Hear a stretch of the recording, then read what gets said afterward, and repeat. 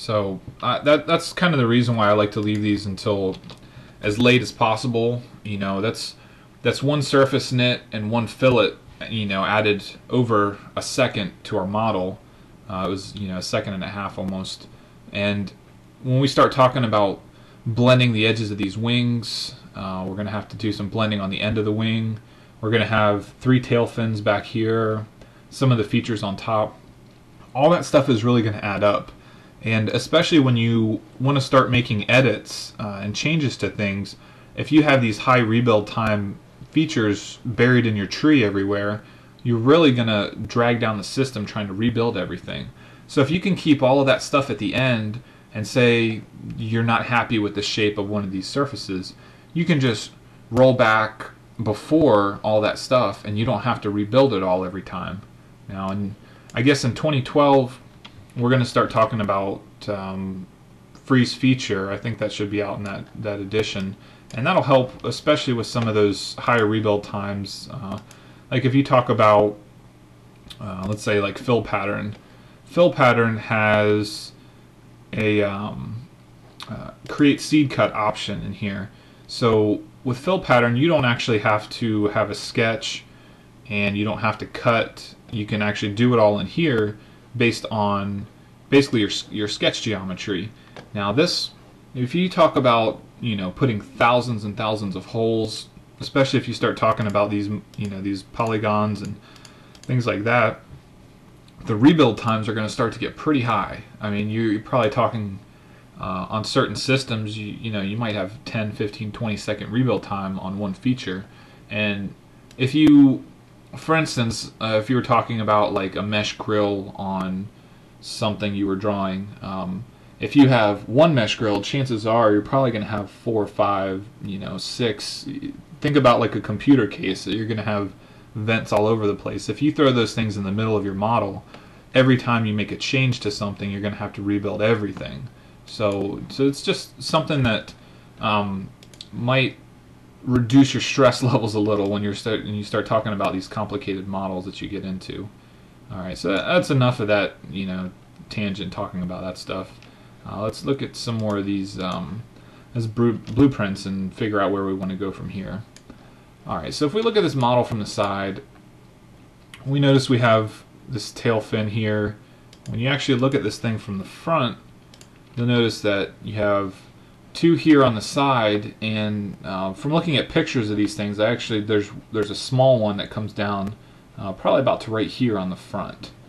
So what we're going to do is let's deal with these side ones first.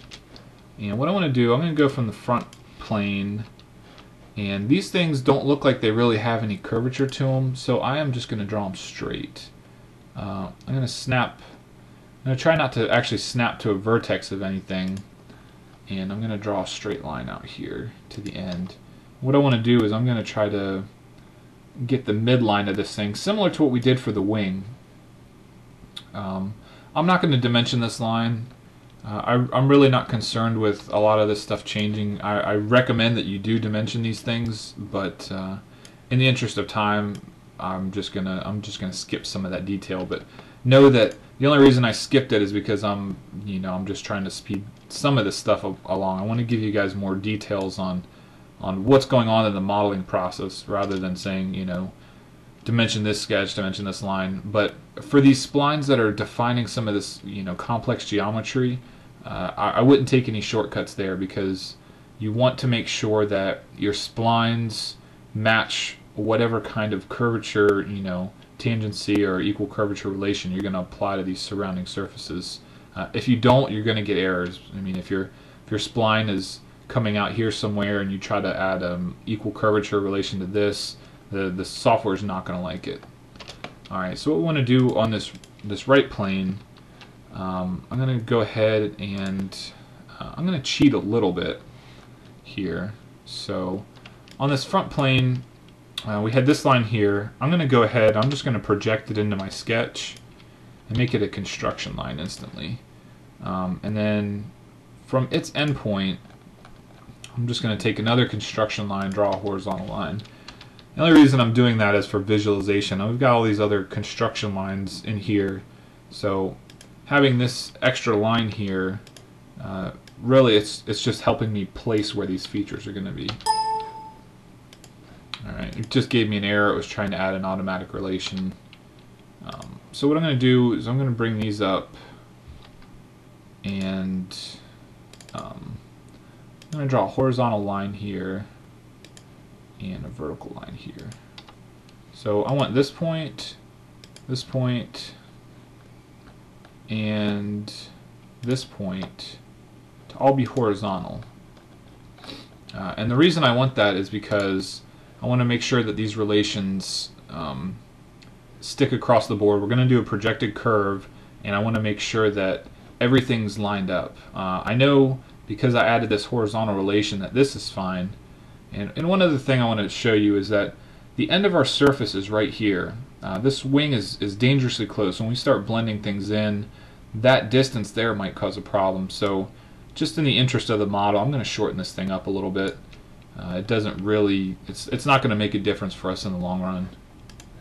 So what I want to do is I'm going to do a projected curve, and I'm going to grab that, nope, don't want to grab that, grab this front line. Now you can see here I've actually got the entire wing there is my projected curve. Now the reason I did that is because projected curve needs basically this single entity. If I try to draw these two lines here, I would get an error. It wouldn't let me do a projected curve for that. So what I did was I drew those three pieces there, and that way I got this entire curve here. Another reason for me using straight lines on that is because now I can be certain that if I come in here and I create a plane based on that we have, you know, I know that this is a straight line, I know this is a straight line, this is a straight line. This line was created by projecting this front line down through here. So there's no other option for this one than to be straight because it was horizontal in my right sketch. So I can, you know, I can be relatively certain that this plane is going to intersect both of these curves here. I'm going to go ahead and rename it. What should I call it? Let's just call it side tail plane. I know, real descriptive. I'm going to go ahead and just hide that plane. I'm going to save it real quick. Alright, so what I want to do here, I am going to sketch on this new plane. But first, I'm actually going to create another plane. I'm going to use this and this reference here. And same deal with this end one. And I'm going to rename this thing side tail plane 2. And hide that one as well. Alright, so what I want to do, I'm going to sketch on this first plane, and I'm going to draw a spline. I'm going to go ahead and add that pierce relation. One thing to keep in mind here, the pierce actually happens with, I mean, it could pierce this point, or it could pierce this point, or anywhere along this line. So make sure you know, your selection is right, and make sure that you're, you know, when you're actually looking at this thing, that it's in the right position for you. Alright, so let's edit this thing. I'm going to throw in some construction lines real quick.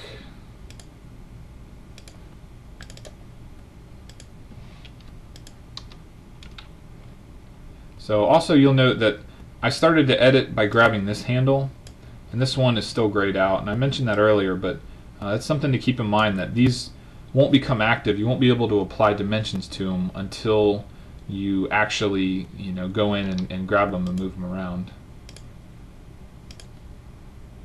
So kind of the same thing for this. I'm going to add a steeper angle to one side than the other. I'm going to make this like 75 degrees here.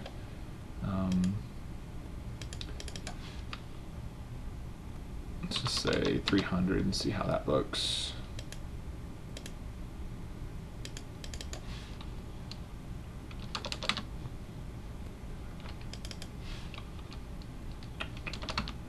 Let's make that a little bit steeper.